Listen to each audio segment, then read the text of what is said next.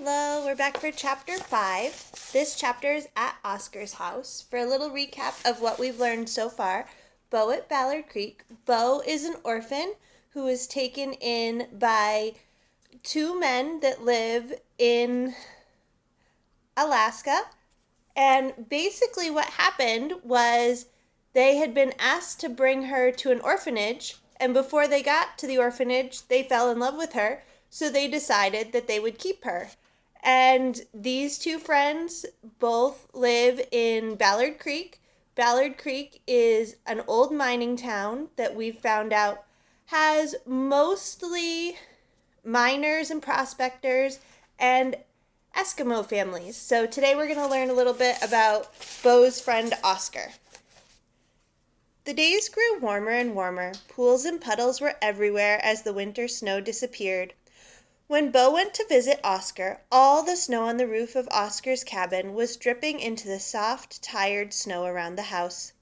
The snow was grainy and didn't glitter in the sun. Soon it would all be melted away. Oscar's mother was Clara, and she was always glad to see Bo. "Wunny, Wunny," she cried happily. "Come in." Bo thought she was very pretty, with her shiny black hair pulled back into a bun. "Oscar, he's getting water," said Clara. "Be right back." Clara was like Jack, always working. She was sitting on her woven grass sewing mat on the splintery lumber floor, her legs straight out in front of her the way Eskimo women always sat. She was patching Oscar's winter mucklucks. "He can wear them another year if I put a new sole on them," she said. "Still good. Oscar, he takes good care of his things." Clara talked around the stem of a long pipe she was smoking, little curls of smoke going up into the air in a slant of bright spring sunlight that came in the window. Lena, Oscar's big sister, was playing her favorite record on the Victrola, Bye Bye Blackbird. She grabbed Bo's arms and danced her gaily around the room. "Pack up all your cares and woes, here I go, singing low, Bye Bye Blackbird," she sang. Bo laughed at Lena. Lena was the kind of person who always made you laugh. "Sit down here, you bad girl," Clara said to Lena. "You got to twist this sinew for me, not be dancing all the time." But she wasn't really cross. Eskimos were never cross with their children. Nearly every house in Ballard Creek had a Victrola, and nearly everyone had a good stack of records to play. You had to wind up the little brass handle on the Victrola after you put the record on the round table and set the arm with the needle down on the first groove of the record. When the winding began to run down, the song would grow lower and slower and start to growl before it quit entirely.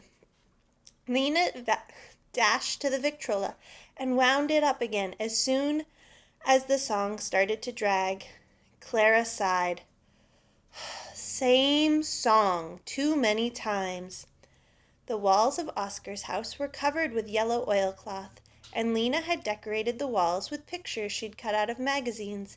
She stuck them on the wall with flour and water paste. The pictures were mostly of pretty girls she'd cut out of the yellow National Geographic Saul Evans gave her whenever he was finished with them.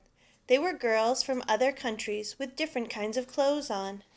And there was one picture of a camel. He had an angry face. Lena thought it was funny and liked to make mean faces back at the camel. "Good thing our moose aren't grumpy," she said. There were two spruce pole bunks against the wall with fat ticking mattresses full of dry grass from the grass lakes. That was where Lena and Oscar and their brother Peluk slept.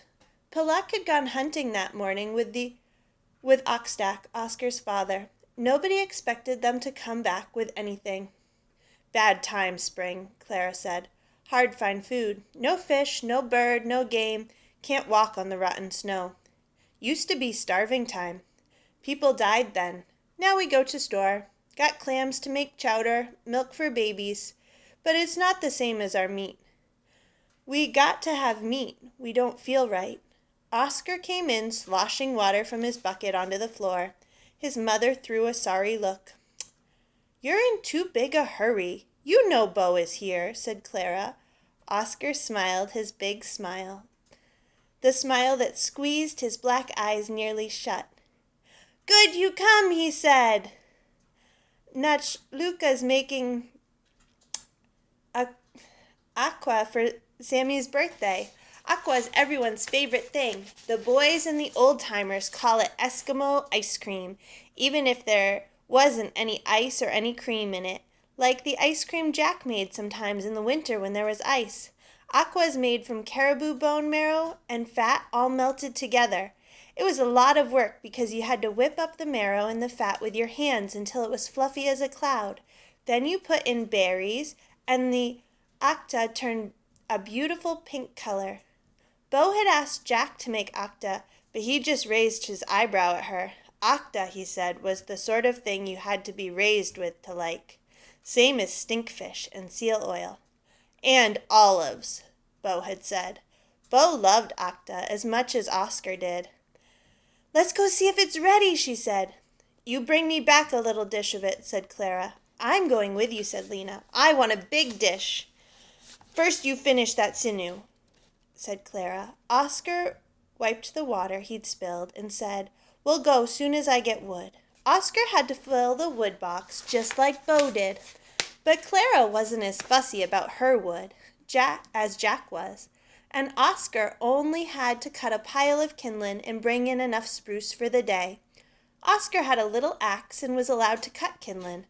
Bo wasn't allowed near an axe. She couldn't wait until she could cut wood like the older children. Lena sat on the floor with her mother and began twisting the sinew that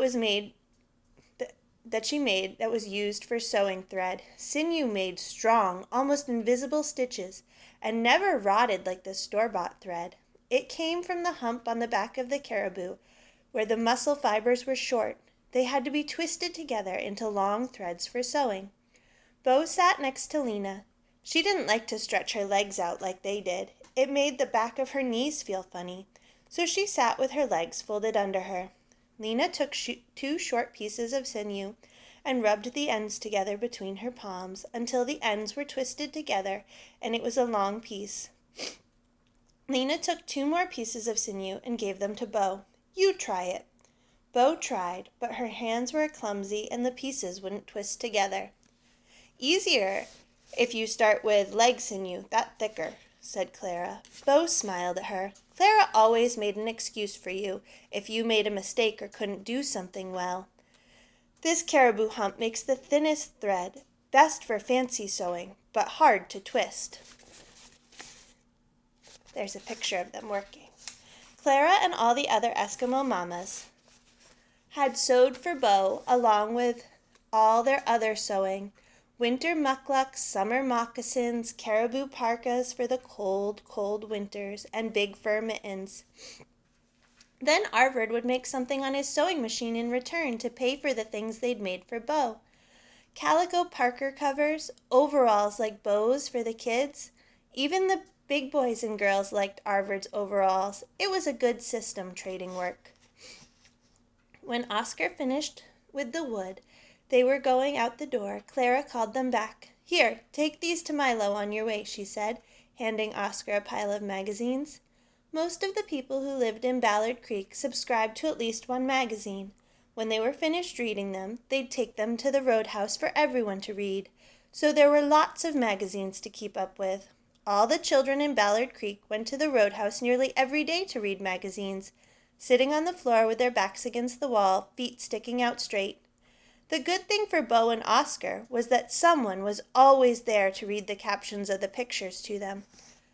They were the only children in Ballard Creek besides Evelina and Caput, Dishu's baby, who couldn't read. The yellow National Geographics were the ones that all the children liked best. The old-timers and the miners liked the scientific magazines best. They had lots of new inventions in them. The men in Ballard Creek used to get more excited about new inventions than almost anything else. The miners who lived out on the creek would take loads of magazines out to their claim, bring them back in their rucksacks or at the bottom of a sled. After borrowing and going back and forth, all the magazines looked pretty shabby, and some didn't even have covers, but no one ever threw them away. Milo always said magazines in Ballard Creek had 9 lives.